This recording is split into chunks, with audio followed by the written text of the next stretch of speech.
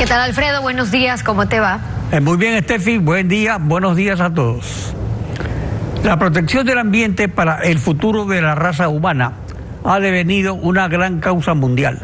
Es usual reuniones cumbre de jefes de Estado para solidarizarse con esta gran causa.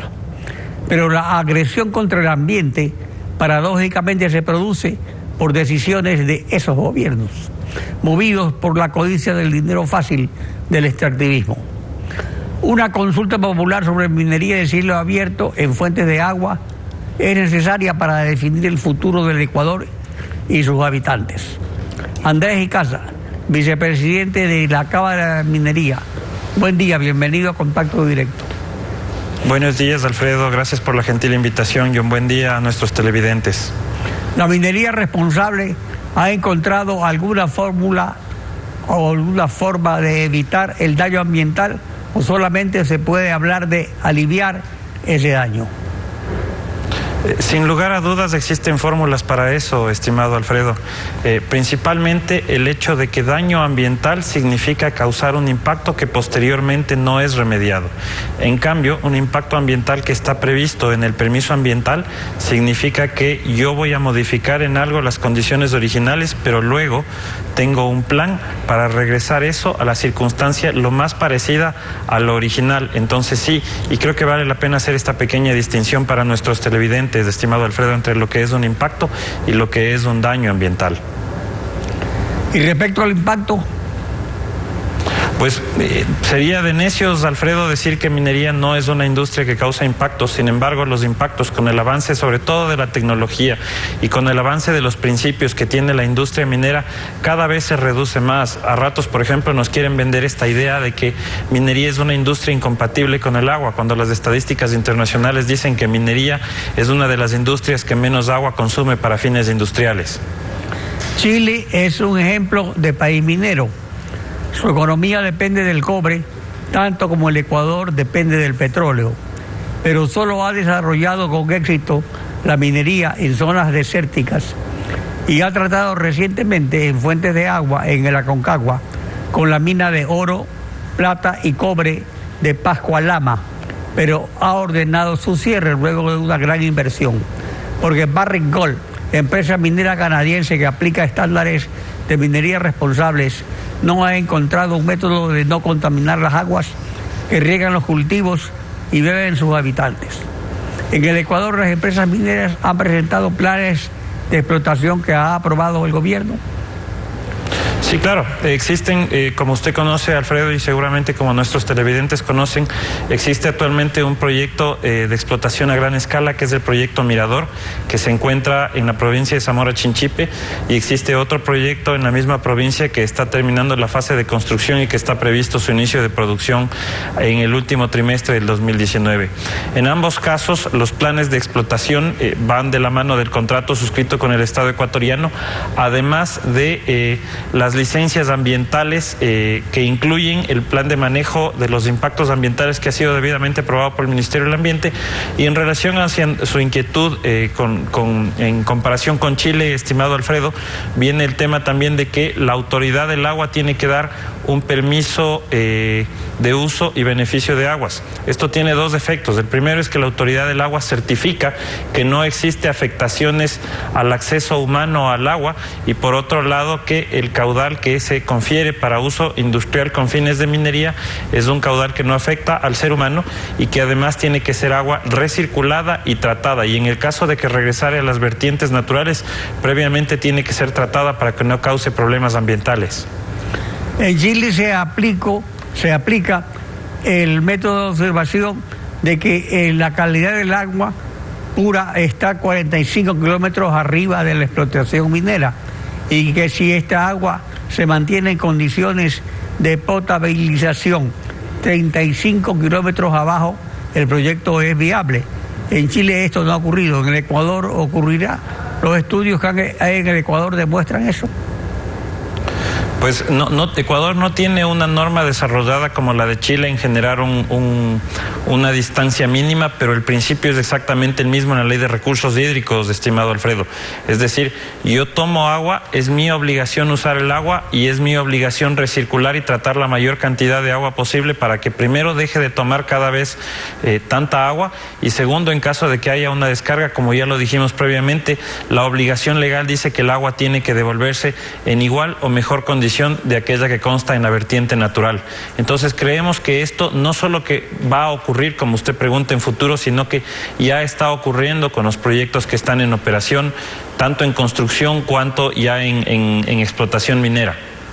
La auditoría ambiental que hizo Contraloría hace algunos años sobre este proyecto ha cambiado, ha aprobado el plan porque señalaba que sí se afectaban las fuentes de agua. ¿Se refiere al proyecto Mirador, entiendo, Alfredo? Sí. Conocemos que Contraloría hizo un informe. Ese informe no fue precisamente una auditoría ambiental, sino más bien una auditoría de gestión, pero entendemos que ese tema ha sido superado y de hecho el proyecto ya cuenta con su licencia ambiental y ha venido trabajando con regularidad en base al licenciamiento ambiental aprobado por el Ministerio del Ambiente. Viendo este asunto desde la perspectiva costo-beneficio, el beneficio económico que obtendrían el Estado y las comunidades aledañas cubre el costo ambiental de daños a cultivos, de exportación y a personas. Es que creemos, Alfredo, que no existe incompatibilidad entre industrias como la agrícola y la minera. Sin lugar a dudas podemos hablar muchísimo de los números que tienen que ver con el impacto económico, ¿no? Captación de inversión extranjera, generación de empleo, incremento en las exportaciones, incremento en el PIB, entre otros. Pero no es que minería va a significar el fin de una era agrícola en una zona, bajo ningún concepto. Y eso es fácilmente identificable para nuestros televidentes. Le pongo un ejemplo, uno de los proyectos en la provincia de La Suay, que ha sido duramente atacado por el prefecto Yacu Pérez, resulta ser que el proyecto solamente tiene una superficie de no más allá de 50 hectáreas. Es decir, no va a afectar materialmente a la actividad agrícola de la zona. Y ese proyecto, por ejemplo, tiene una licencia ambiental que declara que va a hacer captación de agua solamente vía aguas lluvias y una recirculación del 80% del agua. Entonces no podríamos hacer la pregunta de decir si es que minería va a justificar el reemplazo de la actividad agrícola, porque no va a haber un reemplazo de esa actividad. Yo creo que debemos verlo del otro lado, estimado Alfredo. Es decir, minería va a darle, además de la agricultura... Sí, en el sentido de reemplazar la agricultura de la zona, sino en el sentido de impactar, por ejemplo, en la agricultura de la costa que queda aguas abajo, en la salud de los habitantes de las ciudades de la costa. Precisamente a eso nos referimos, Alfredo. Si es que hablamos de que minería es una industria que internacionalmente capta solamente el 8% del agua de consumo humano y de que la descarga de aguas que se va a dar producto de los proyectos mineros va a ser solamente después de que el agua sea tratada, no debe haber afectación a la industria agrícola. Creo que sería una premisa errada el decir que el agua que se va a descargar va a ser necesariamente agua contaminada. El concesionario minero puede sufrir varias sanciones producto de ese tema. Y hay que recordarle a nuestros televidentes que en eso, la expedición de la nueva normativa ambiental, el Código Orgánico del Ambiente y su reglamento establecen un régimen de responsabilidades extremadamente exigente para el concesionario. En Pascualama, en Chile, se utilizará la mitigación que han considerado insuficiente de lixiviación con cianuro. ¿Qué se utilizará en el Ecuador? ¿El método ya ha sido aprobado?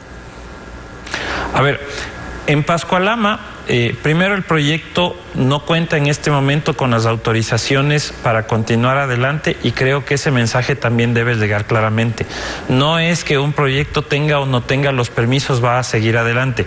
El caso de Pascualama es internacionalmente conocido. Luego, el método de lixiviación con cianuros, estimado Alfredo, no es un método de remediación ambiental, es un método de procesamiento de los minerales. Dependiendo de de la calidad de metalurgia de cada proyecto y de los metales que existen en cada proyecto, se puede usar uno u otro método, pero eso es algo propio de cada proyecto minero.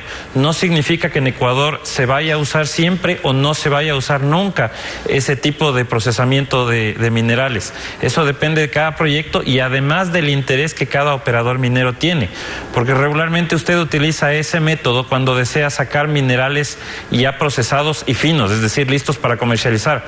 Pero, por ejemplo, existen proyectos en el Ecuador en el cual solo se va a llegar hasta una fase preliminar denominada concentrados, entre otras cosas, precisamente para evitar un eventual problema ambiental por el uso de químicos como el cianuro. A propósito de anclar la seguridad jurídica para la minería en el futuro que se abre con grandes perspectivas, ¿debe haber consulta popular a nivel nacional sobre este tema? En general, nosotros consideramos que este no es un tema que debe ser sometido a consulta popular, porque la Constitución del año 2008 claramente establece cuáles son las reglas de juego sobre minería, entendiéndose que minería como uno de los recursos naturales es parte de los sectores estratégicos y son un activo que es de exclusiva administración y operación de parte del Estado. En todo caso, si es que se quisiera promulgar algo, tendría que ser por intermedio de una reforma constitucional, más no de una consulta popular, como en este caso estamos viviendo, o se quiere intentar una en la provincia de La Suay, en la que simplemente se le pregunta a la gente algo sin referencia a un texto que debería ser reformado.